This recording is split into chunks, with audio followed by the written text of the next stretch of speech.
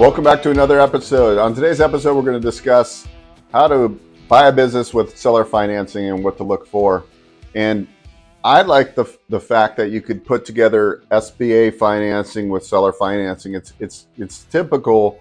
You see it a lot more in business acquisition than you do in real estate, being able to get seller financing.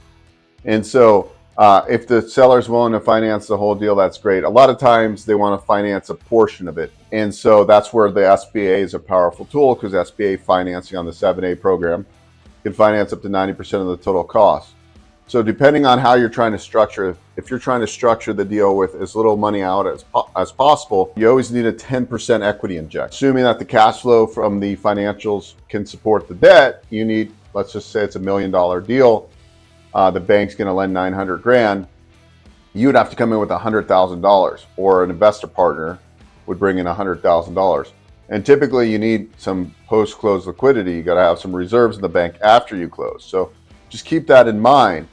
So what can you do? Well, out of that 10%, you can finance 2.5% from an equity injection, and you can get the seller to finance up to 7.5%. And that is like them leaving equity in the deal. And that's completely fine per SBA guidelines. And so as long as it's on standby for 2 years, so that means you can't make payments on it. It can accrue interest though. So now, instead of coming in with $100,000, you're coming in with $25,000. Now guidelines, in theory, banks can lend 100% financing, or they could do a no money down deal, meaning 90% for the bank loan and 10% on full standby. But most banks want to see at least 5% in, and then a few of our bank partners will allow up to 7.5% on full standby on the seller financing. Now, on top of that, you can also structure another note.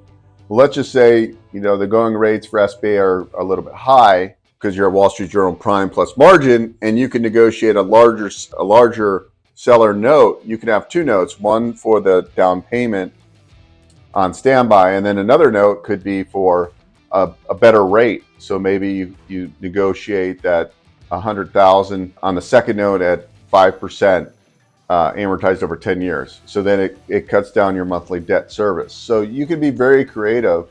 The sky's really the limit on how you structure these deals. Going back to the deal now that you negotiated 7.5% on full standby, out of the 10% you need to bring in, that $25,000 could essentially come from an investor partner that owns less than 20% of the business. It can't be a loan from them. So you just did 100% financing. So a lot of ways to do it. Feel free to go to bookwithbo.com. If you've got a deal and you're trying to figure out how to finance, how to structure the financing, go to bookwithbo.com. Thanks a lot. See you on the next episode.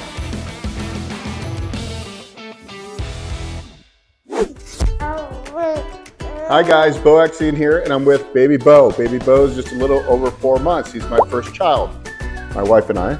So if you want to create legacy for your family, I highly suggest you go to our Business Ownership Summit. You can find all the events we're doing. Primarily, they're all free. You can go to boexine.com/events. And I hope to see you at one of our events where we teach business ownership, how to leverage SBA financing, tax strategies. I'm not a CPA or attorney, but we bring CPAs on. You're going to learn why everyone should own a small business. So I hope you attend. Go to boexine.com/events. I'll see you at the next one.